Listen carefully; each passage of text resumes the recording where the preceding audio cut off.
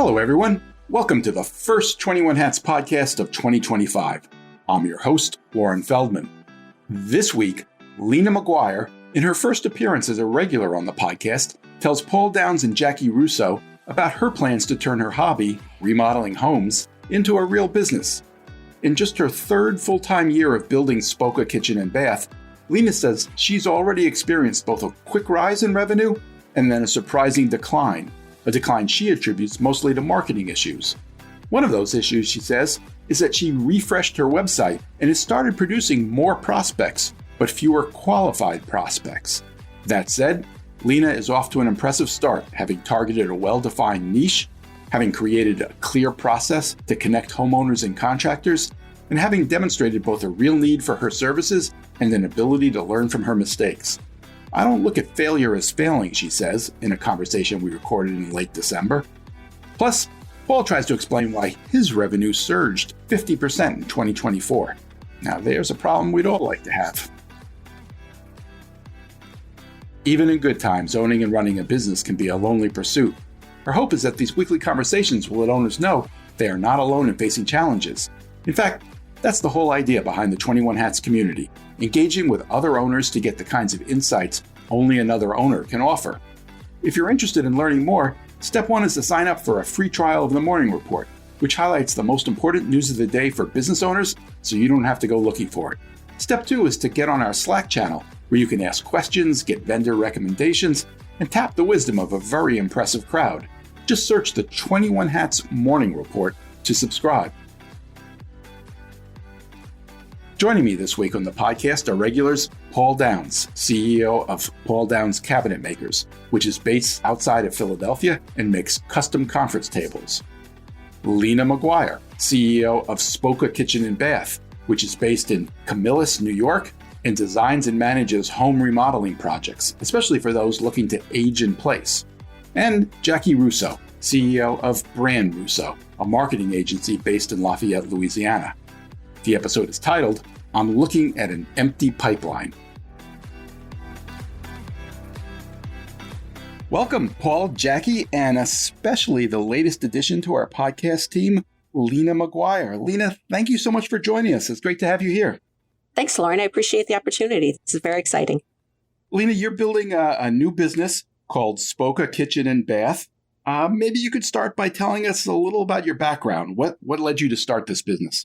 I started it basically because my children begged me to, Mommy, please don't sell our house. I have been serial remodeling, and it takes about 5 to 5.5 years to remodel a house, and then I need a new project, so we sell the house and buy a new one. And they got a little tired of that when we got to house number 5. So I started remodeling for other people, and Spoka Kitchen and Bath was born. I love doing kitchens and baths. That's my main focus. And this is where I am now. I believe Spoka has a particular focus. You don't just do any remodel. Can you tell us about that? I do like to focus on people who are nearing or in actual retirement. So what I do is I am a certified aging in place specialist. So I do take into consideration their physical and mental and well-being needs as they are trying to transition into a period of time where they may spend the next 30 years in their home. Everybody wants to stay there, be healthy and happy as long as possible. So I try to incorporate that into every project that I do, no matter how old people are, whether they are themselves aging in their home or they have parents or neighbors or friends who are coming in. We want to be able to live in our homes so that everybody can be accommodated. And we don't want it to look institutional. We want it to feel like it's very much their specific home and they're comfortable there. Paul, aren't you in the process of doing precisely that? I am. What a coincidence. Yes, we've been in our house for 22 years and came to the conclusion we only want to go out feet first. And so we are adding on to the back of it and putting in an elevator and trying to do as much as possible to make it a place we can stay in until the very last moment. So, yeah, it's good timing. Yeah, that's great. It's not everybody who can put an elevator in their home. That makes it so much easier. Well, we chopped off the back third of the house and then pushed new another 15 feet or so, and that's where the elevator's going. So we weren't trying to snake one through existing structure. Yeah, that's ideal when you can do that. Most people have to deal with stairways. Not everybody has to have a stair lift, but mostly what we're doing is we will take and make sure that they have doorways that are wide enough to accommodate a walker or a wheelchair if they need. They'd have that 360-degree turning area, which requires 5 feet. So things like that. It's mostly about making sure if you're doing new construction that your hallways are wide enough. We want to do a 42-inch hallway if you can, 36-inch doorways so that fingers can clear when the wheelchair is pushing in. Do you have other things in your background that are helpful for this? Have you ever owned a business before? Yes. This is actually my second career. I was a graphic designer for 22 years. So I have a degree in Bachelor of Fine Arts. So I'm very good with color theory and spatial relationships, things like that, which come in very handy for doing interior design work. So, I did the graphic design for 22 years. I took 15 years off to raise my children. I was very fortunate that my other business was successful. So I banked some money, and the money didn't run out until my younger son was a junior in high school. So I almost made it to plan. And then once they were in high school, I went back to school, got my degree in kitchen and bath design, and started working part-time, a couple of jobs a year. And once I decided I was going to be a little bit more serious about this, I took a part-time job so that I would be able to finance a studio.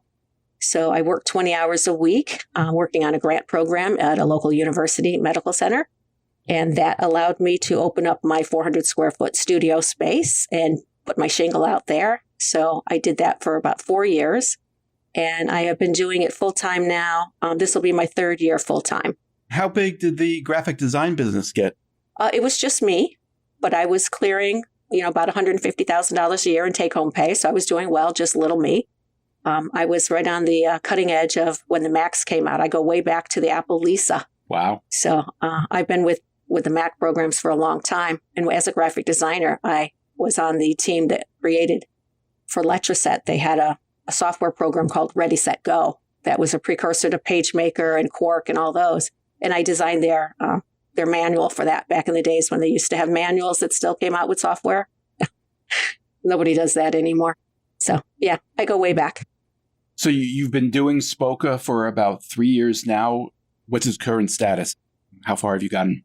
So right now it's me, and I'm doing about 20 hours in the business and 20 hours on the business, which I really like that.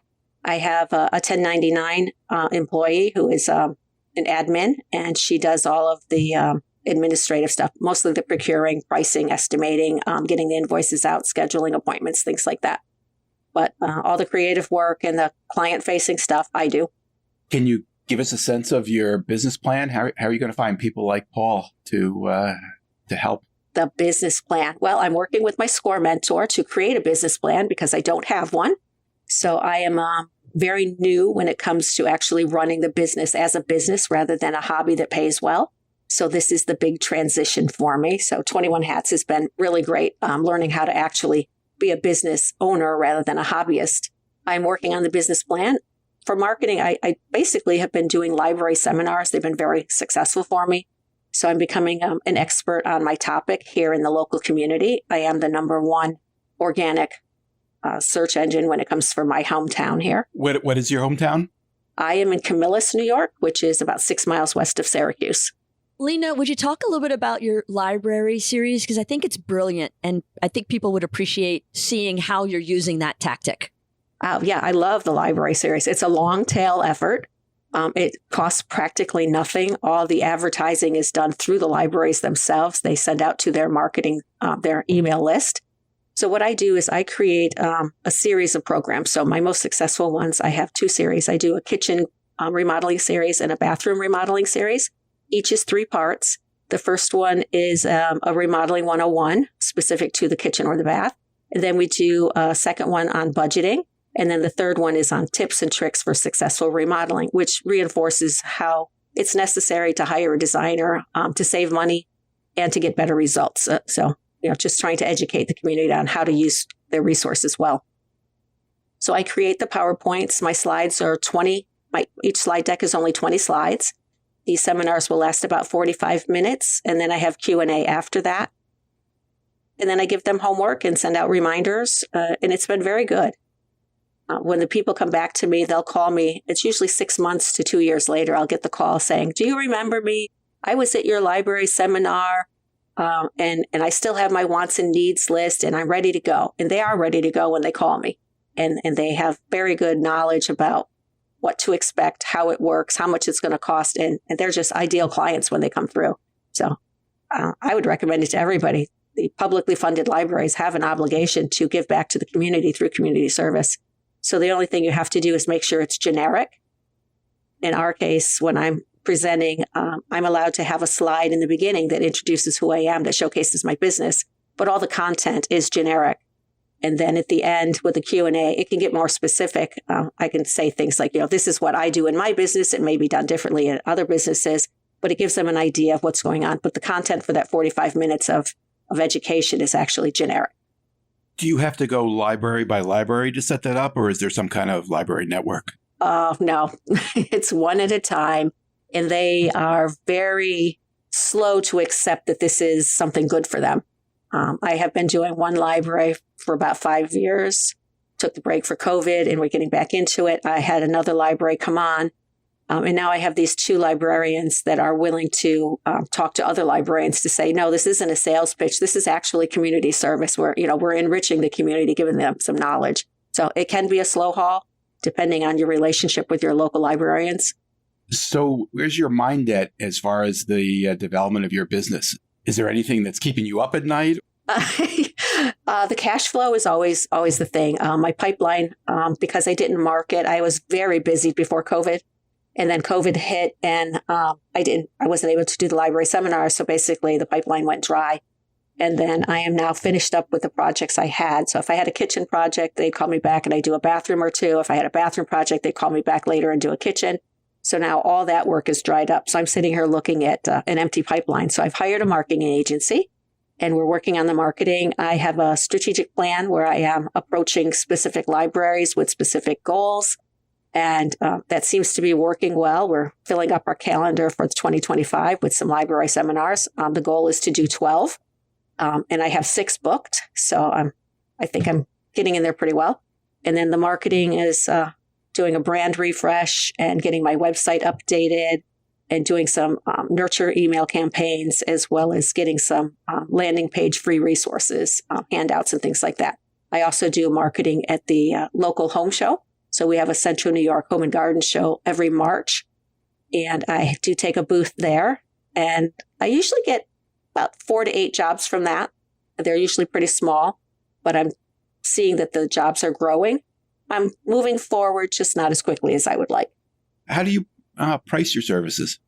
My services are priced flat rate because people like to know exactly what they're going to get into. So depending on the complexity of the project and the quality level of the materials they're looking for, we do an exploratory phase 1 where they pay a flat rate to determine what it's going to cost to do their project.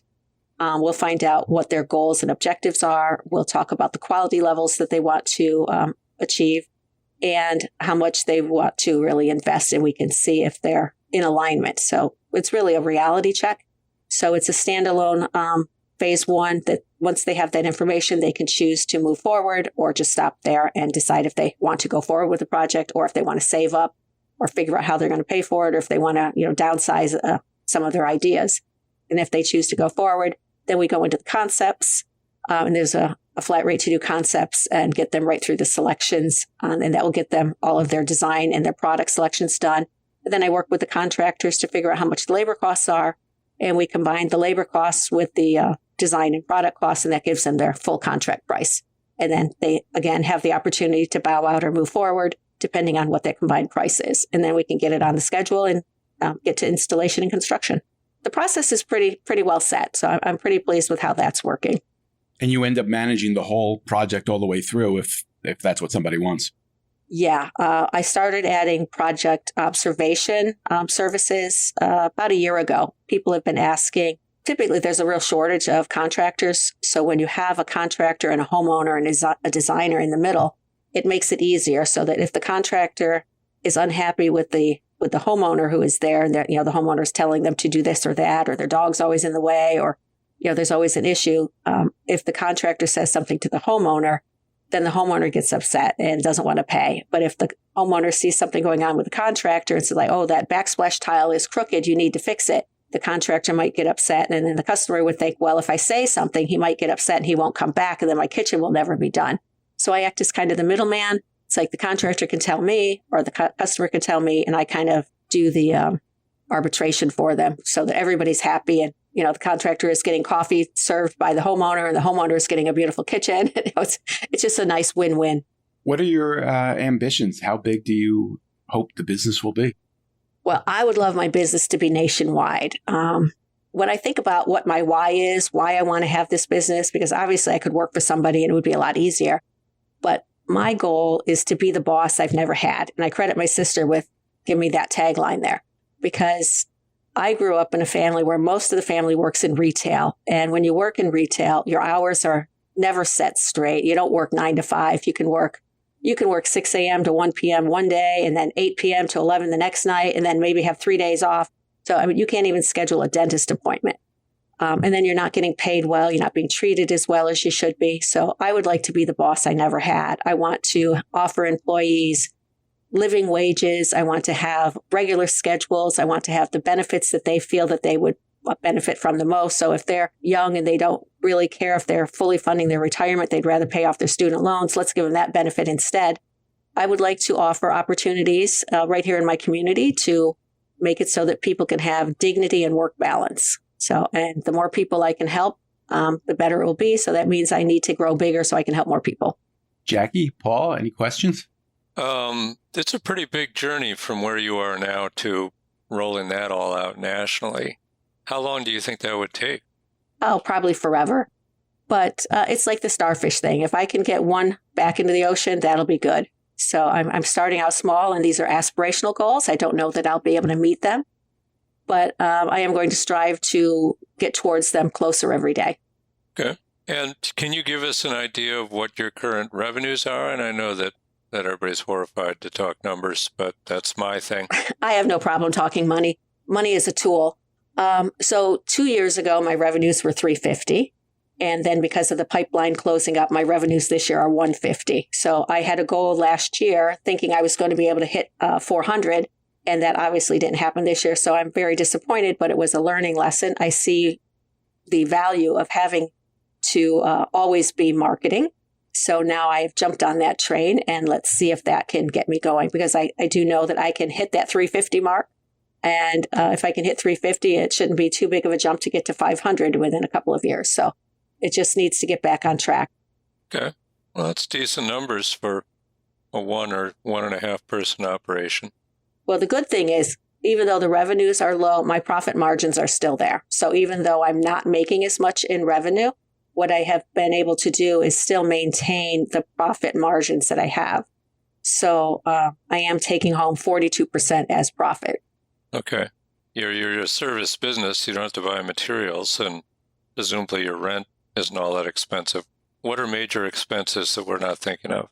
My biggest expenses would be the rent and the software that I have to use. So running the software, I have to use specialized CAD programs. And I bought the program several years ago. It was $4,000. But, the upgrades now, they don't want you to do that. You have to go to the subscription model. And, it's $600, $700, $800 a month. And then I have probably 7 or 8 different software that I run on a regular basis every day. So the software costs, the subscription costs are a pretty big chunk. Yep. I got to pay a few of those too. Are you enjoying it so far? Oh, I love it. I play for a living. I couldn't ask for better work. Yeah. And I'm learning that I like, since I've divided the business into doing 20 hours a week of work, design work, and 20 hours of getting the business together. I'm really enjoying that part of it. It's a nice balance for me. Have you thought about what would trigger the hiring of your first employee full-time? Yes, I plan to open a showroom, a retail location. So I'll be moving out of I'm in a professional building right now. I have a 400 square foot studio space that I use as an office and a mini showroom. So I have my cabinet displays and my countertop displays and other types of things that I sell. So a lot of tile and paint chips and things like that. It's getting very crowded. So I'm going to be moving, looking for a space. I'm looking at several in the area to about maybe 12 to 1,800 square foot space. So I'll be signing a lease first quarter in 25. And then when I have that, I will be no longer working out of my home, because I typically work from home and then just go into the studio space when I need to make selections with a customer or if I'm signing documents.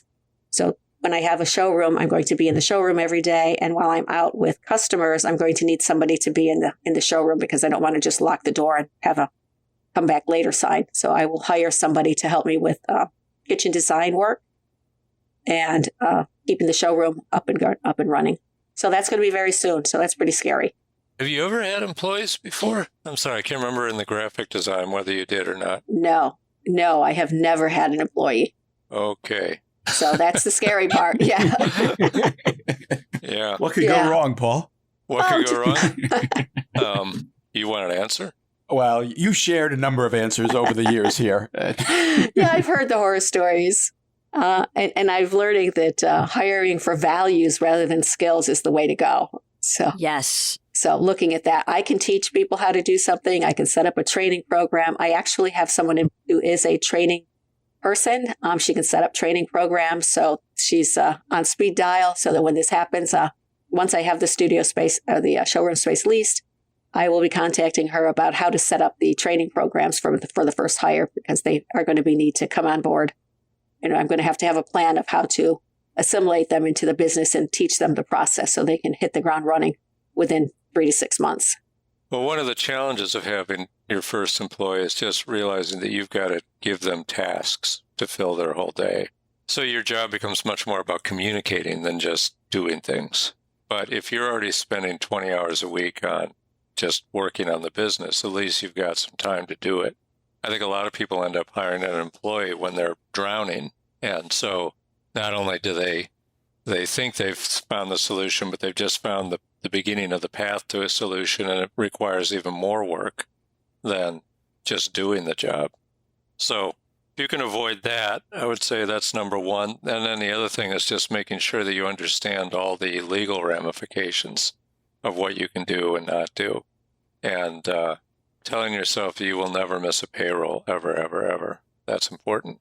Yeah. To do that, I am taking a capital influx from where I've talked with my husband and we've decided to invest in my own business here. So we're going to have that cushion so I don't have that cash flow problem because the rent has to be paid and the employee has to be paid. So I'm putting $100,000 of my own money into the business just to make sure that I have that safety net. That sounds about right. I generally like to have a month's worth of cash on hand. And I've heard people say 3 months or 6 months. And in a lot of businesses, that's just not possible. But 1 month, yeah. Yeah, nice if you could do it, right? Well, if you could do that, then chances are good you're not buying something you should be buying.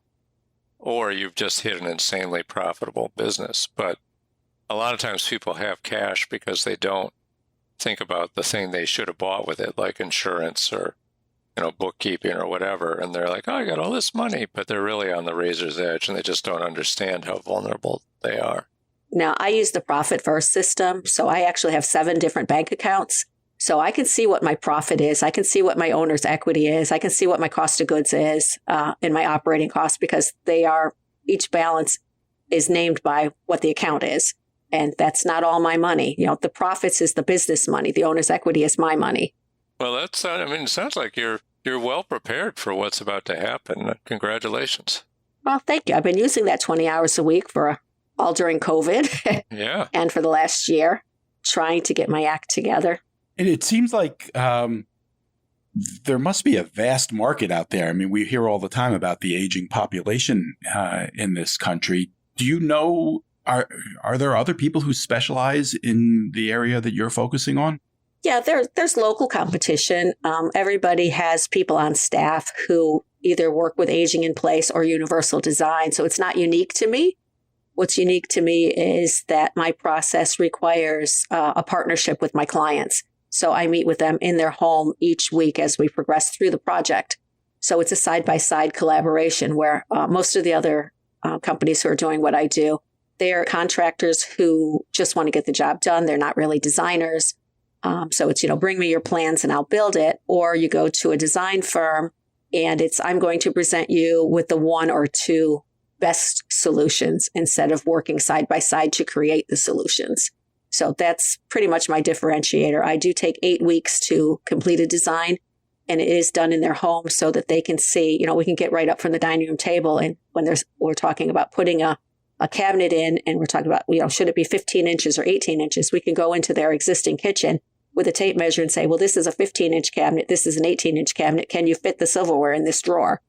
And that helps them visualize. So they're saying yes to every design decision as we go along. So they're creating ownership of the project before it's even built. And then by the time it's installed, they already have that vision and they know what to expect and they feel good about it. And the other companies, I haven't seen anybody else that's doing it that way. So that's how I set myself apart.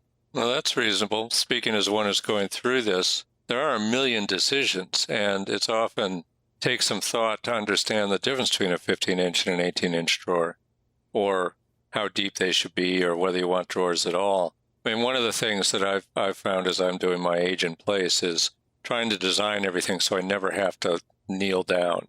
So things like the height of a dryer, or my bugaboo, which is no cabinets below countertop level, all drawers, so we don't have to ever look into something.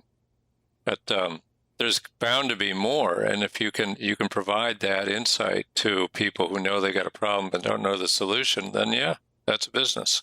Yeah, that's how we do it. So I insist that they have 1 week between meetings so that they can digest it.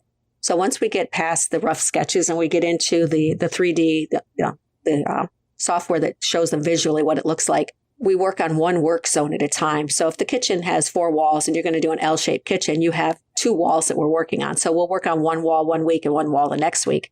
And that allows them to look at each individual cabinet, working with the drawers. And I'm always talking about using drawers instead of doors with rollouts, because that's just double duty, the work. Drawers are much better. So we work on that. And then I'll give them I'll email them the drawings so that they can pencil in what goes in each drawer. And then they realize like, oh, when we come back next week, we talk for 5 or 10 minutes about last week's work to see, did you want to make any changes? It was like, well, yeah, this pasta pot I have isn't going to fit in this drawer. I need to find a place to put it. So then we can make some revisions to that. Or they'll say, I have more spices than I thought I did. I'm going to need a bigger place or additional places to store the bigger spices versus the smaller spices. So having that 1 week of time in between for them to wrap their heads around the decisions they made while I was there, it gives them time to think about it and really internalize it. So I give them the homework of doing that. And then we come back and we revisit it. And then when we're all finished with the entire kitchen, we'll come back and do one more overview of everything. The whole meeting is just to review the kitchen as a whole to see if they had any other thoughts before we really get into doing the pricing of everything and making selections. So the whole time we're making those decisions, you'll hear them come up and they'll say, well, are we going to do shaker cabinets, or can I have a blue island? It's like, well, we'll talk about those decisions when we get to the selections. Right now, we're talking about the form and the functions. We're still staying in our black and white drawings. And they're like, oh, okay, yeah, I'm getting ahead of myself. So it's helpful for them to know what to expect each week and be able to make some changes each week. Have you had any customer disasters? I lost a job once when I was working for somebody else because of a disaster. I worked at Lowe's as a project specialist, and we have contractors back then that were assigned by Lowe's, and they did not pull a permit. And the neighbor across the street saw the construction going on and didn't see a permit sign in the window. And that job came to a screeching halt. And they were without a permit for maybe 5 or 6 weeks. And then I lost my job because of that, because they said that I should have known that. And somebody had to be held accountable for this. So they couldn't find another contractor, but they could find another designer. So I lost my job. So I started my own business after that. Wow. Even the clients came in and were talking to the store manager that they wanted me to continue on. And, they were saying how it wasn't my fault. But, it's the real world. And, when you have the territory and managers coming in, they have to show that they did something about this big problem we had. So they came right out and told me I was going to be the scapegoat on this. That's too bad.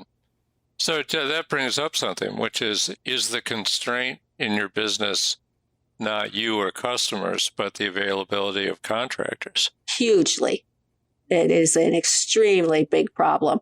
So I am not a design build firm. I am a design dealer. So I sell cabinets and countertops, and I do design work. I am an interior designer who specializes in kitchens and baths. I am not a contractor who installs.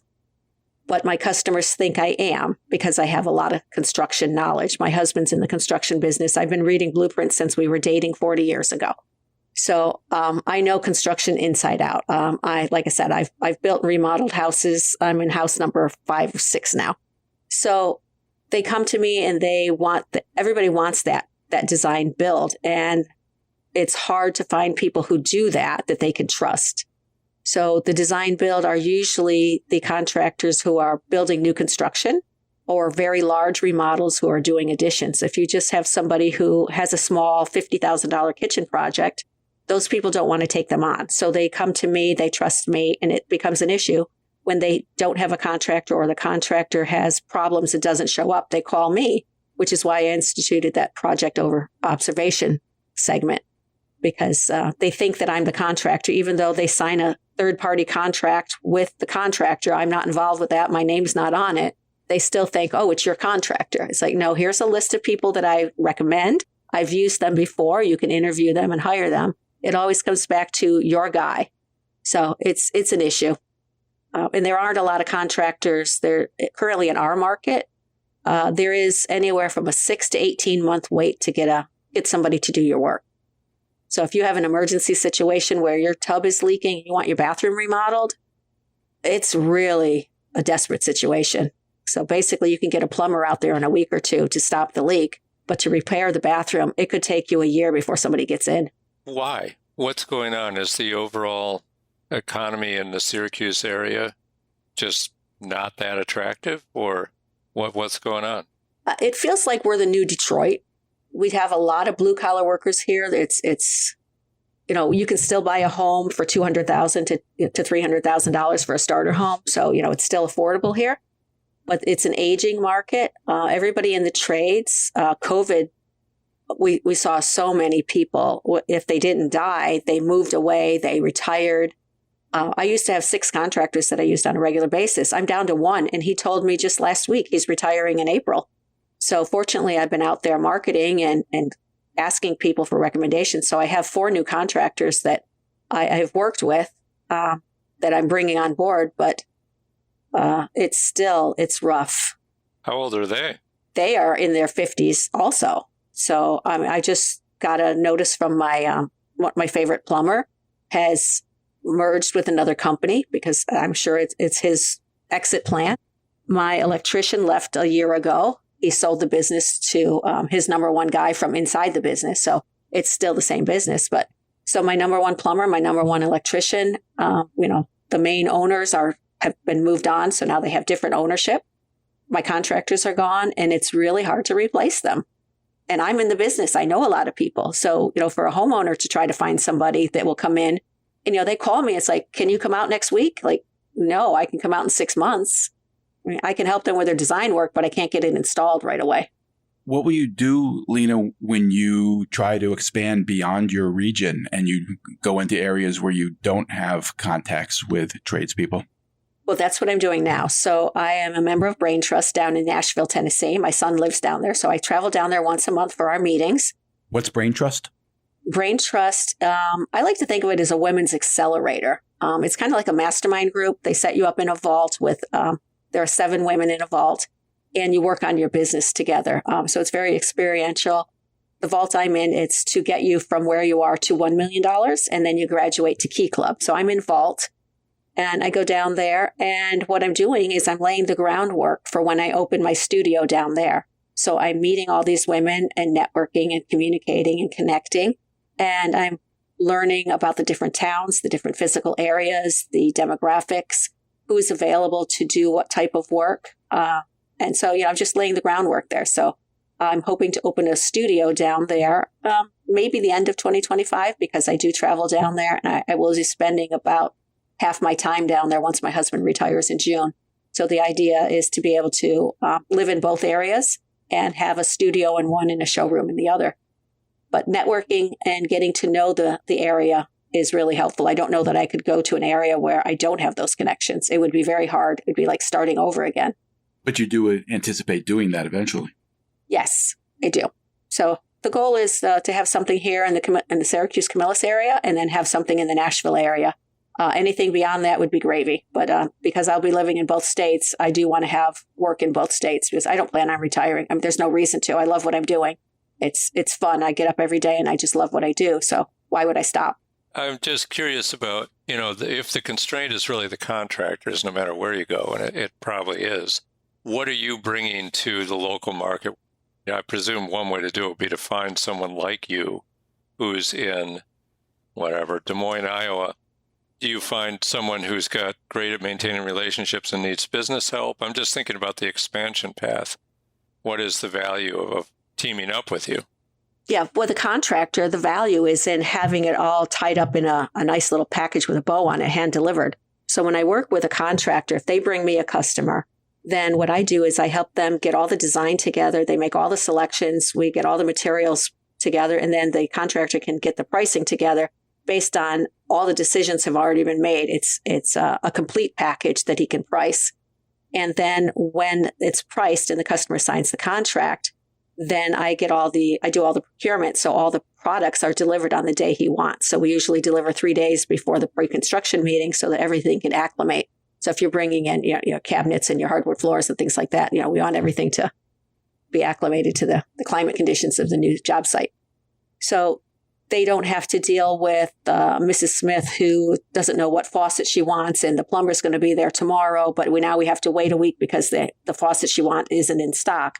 So everything is there ready to go when he's ready to break ground. They don't have to deal with the hassle of figuring out what the client wants, what the products are, when the products are going to be delivered. It's all figured out and ready to go when they need it. To Lena's point, I've done 2 massive house remodels. The first with just a contractor, and it did not look as good as it could have. And there were a lot of stops and starts along the way and some overall frustration. The second time, we started with the designer. She brought in the contractor and some of the subs and really managed the project for us. I mean, we still had a GC because that's what the contractor did, but it looked better. It felt better. It was on time. It was on budget. When I got frustrated, she stepped in and helped make it happen. I think what Lena's doing is invaluable. Thank you, because that's exactly what I do. So what I do is I try to make it so that my clients can sleep at night. And I make it so that the contractors are profitable, because every time a decision isn't made and they're losing time and they have to reschedule subs, they're losing money. Time is money when you're a contractor, and it's rough. So I do my best to partner with them. I pay them very quickly if I'm hiring wallpaper hangers. So I'll hire installers and they go through my business. The job is done. I get visuals of the work being done. They send me the invoice. I pay it the same day or the next day because I want to keep them happy. Good tradespeople are really hard to find, so I try to treat them like the kings they are. Lena, it sounds to me like you're extremely well prepared for this and off to a great start, even if it was a bit of a difficult year this year. And I'm really looking forward to following along as you build this going forward. So thanks again for joining us. Yeah, likewise. I think that you're one of the better prepared newbies that we've run into. Thank you. Hey, I was the most recent newbie before her. No knock. I know. You're not really a newbie. You're just a bee because you've been around. You're experienced. I think, and for someone who's starting a business, very prepared. All right. I'll allow it. So this is an exciting adventure, and I plan to do like they say, go out sliding into first base there, all used up when my time comes. So I'm just going to make the most of it and do what I can. And at the people here on 21 Hats, great inspiration, lots of people with wonderful ideas and the willingness to share the experiences, the failures. I call that the education you get from the School of Hard Knocks. So that's the tuition you pay. So a failure is always the education. So I don't look at failure as failing. I look at it as an educational opportunity. And that's what that particular class cost me that day. Not a loss. It's a lesson. What do you want from us today? I mean, is there something? Here we are. I'm very nervous about being this. I'm in awe of everybody's success. And I feel like I am so far down the road of I have a long way to go. And I look up to you. And I feel like you have been very generous with your conversations that you've been having on this podcast, that I just feel very welcome and safe. And to me, that's the world, because it's very hard to find people to talk with about things that are business. I mean, I could talk to my husband, but he's not a business owner. He's the spouse of a business owner. And it's very hard to have somebody who's been there, done that, learned the mistakes, and is willing to share the experiences. So just being welcomed into this group is incredible. It's a wonderful opportunity, and I'm very grateful. Yeah, well put. That's sort of the feeling I had for decades before I met Lauren. It's just like, my wife's friends are lovely, but they don't know anything about my world. So it was hard to find support, someone to talk to. So welcome aboard. All right, Lauren, you got the master plan. What are we doing next? Wait, hold on. I want to jump into what Lena just said real quick. One, Lena, welcome. We're glad to have you. I think you're going to be a perfect addition to our merry little band. But the second thing is, from where you're sitting, I think you feel behind because you're looking so far ahead. But if you turned around and looked behind you to the people who are still working for somebody else in a toxic company, miserable, dreaming of the day they go out on their own, look at the people who may have started and stopped, or started and not been able to keep going because of health or economy or a lack of marketing understanding or not being an expert at their craft. You are exactly where you need to be, and you're light years ahead of where you were, and you just keep moving forward. That's true. That's really good to be reflective on that, because the one thing I can say positively is I am happy every day, even if I'm suffering with the flu or I didn't make, didn't get that account. I'm still happy. And there's a lot to be said for that. All right. We only have a little bit of time left before we go. I've been asking everybody about what kind of year they've had. I already hit you, Jackie. Paul, what kind of year did you have in 2024? We had a great year after a pretty scary year last year. So we had sales, running way ahead, 50% ahead of 2023 throughout the entire year. And we're going to end up at just under 6 million in sales this year. And we did 4.1 million in sales last year and 5.1 the year before that. So it was kind of a weird whipsaw in 24 months. But yeah, I mean, it's been good. We've been running steady. We've completed some very cool projects. I have the same number of people that I did at the beginning of the year, but we lost a few older ones and replaced them with younger ones. So now a quarter of my company is under 30, which is very unusual in the trades, as we just heard. And honestly, I just hope it's as good as this next year, because it's been fantastic. And I have really no explanation for why the big difference between the 2 years, because we did all more or less the same things for marketing, had a similar number of people contact us. It's just the way it goes. Sometimes people feel spitty. You had a similar number of people contact you, but you closed more of the sales? Yeah, so we keep track of how many calls we get, and in 2022 we got 1,254, and in 2023 we got 1,239, and as of today we're at 1,263 for now, 1,299 projected for the year. So not a huge difference in the number of people calling us, just a big difference in who was putting their money down. And I can't give you an easy answer as to why it varies so much, because I can't see one from any of the data that I've got. I can make a suggestion, because I changed my website and I found out that the website I had prior was acting as a gatekeeper for me. And when I got a phone call from my old website, they were much more qualified buyers. They had a better indication in their own minds of what they were purchasing from me, and they were buying higher ticket items and spending more money. When I changed my website to make it more mobile friendly, I did a quick down and dirty kind of job and just got the website up. It is no longer functioning as a gatekeeper. I'm getting more phone calls, but they're like, do you sell vanities? And it's not a full house project. So the quality of the people that are calling has decreased. So I'm working with my new marketing agency to get back to that quality website I had, because the phone calls, even though you're counting the numbers of inquiries you're getting, the people who are self-selecting are not of the same caliber. At least that was my experience. Well, that's a good observation for many people. Well, we've already been through that particular set of experiments about 15 years ago. I mean, I've been running a website for a long time, and now we have a lot of metrics that we're tracking on the websites. Now, we did introduce a second website last year that was designed for a different audience, but I wouldn't say that it has produced a 50% increase in the jobs, because the people who were supposed to be looking at the news site were not the ones who were buying more. And so I think that your advice is excellent for most people, which is pay very careful attention to whether you're getting qualified leads from whatever your source is, and that having a qualification step in your process is pretty important. Now, we do it a different way. I would rather everybody on earth call me, and then we sort out who we want to deal with, as opposed to necessarily putting some kind of step in front of our interaction with a person. But different businesses are different. So some people want to set up e-commerce. You just, put in your credit card.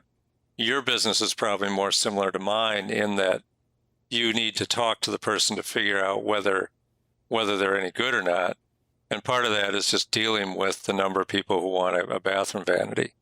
And so hopefully what you have is some very scripted response to every call that allows you to pretty quickly sort through and not get all busted up if you're not a good fit for somebody. Right. Because that's what we came to. We developed that process to quickly send away people who aren't a good fit for us. Yeah. We even call it the good fit call. And I tell the customers when we're talking, the purpose of this is just to see if we're a good fit. Yep. That's exactly what we say. Can I do what you're asking me to do? Can I fit it in my schedule? Is it in your price range? That's basically it. That's right. Well, maybe you're getting more referrals. Not necessarily. I think if I had to hazard a guess, I would say that the economy is just doing well, honestly. We deal with pretty much everybody everywhere. And so that when people are feeling confident, they do the kind of thing that leads to them using me, which is moving a facility or expanding their business, or government budgets are healthy. I would say that the last year has just been, aside from all the drama around the election, that people were basically acting as if they were feeling confident, even if you couldn't get them to say that. And now that the election's over, I mean, usually election years have been very bad. They've been down years for me. And this one was just unusual not being that. And now I'll see whether it happens next year when whatever actually rolls out of Washington arrives on Main Street all over the country. But we'll see. I don't know. Paul, has the bouncing around of your revenues the last few years, does that make it more difficult for you to budget for 2025? Not really. I don't actually. I've been bounced around so many times that I don't budget the way other people budget. What I have is a very good idea of what normal looks like, but I don't have set up an account for my finishing department, say, here's the amount of money, use it or don't use it. We just don't do that. I just kind of watch what comes in. And one thing that I've found is that you can make a pretty good prediction about how an entire year goes from the first 3 months. That's what my data shows, that the projected annual sales or revenues by March 31st are pretty much where you're going to be, with the exception of COVID year, which was a surprise in March. But all the other years, you kind of get off to where you're, whatever pace you're going to be on, and then you can tell what you're heading for. So that makes it easier to make decisions, but I wouldn't call it budgeting. I know what it takes to run a $4 million year and a $6 million year and keep track of things as we go along. All right. Well, thank you all. Lena, you will be coming back, I hope. We haven't scared you away. No, this was fun, actually. Thank you. Excellent. Well, my thanks to Paul Downs, Lena McGuire, and Jackie Russo. This is the last episode that we are recording in 2024. I'll see all of you next year. One thing before you go. Everything we do at 21 Hats is created by entrepreneurs for entrepreneurs to help us all learn together. If you get something out of listening to these podcast episodes, consider joining the conversation. You can do that by joining the 21 Hats Sounding Board, a Slack channel where you can tap the wisdom of a very smart crowd, or by becoming a founding member and joining our monthly Zoom forum, where you can be part of conversations much like the ones we have on the podcast. You can sign up for both by subscribing to the Morning Report. If you have any questions, you can email me at lauren@21hats.com. And if you get something out of this podcast or out of the Morning Report, please tell a friend, tell an enemy, tell every business owner you know. Your word of mouth, owner to owner, will always be the most effective way to build this community for all of us. Thank you. It means a lot. This episode was produced by another entrepreneur, Jess Stuberon, founder of Blank Word Productions. Thanks for listening, everyone.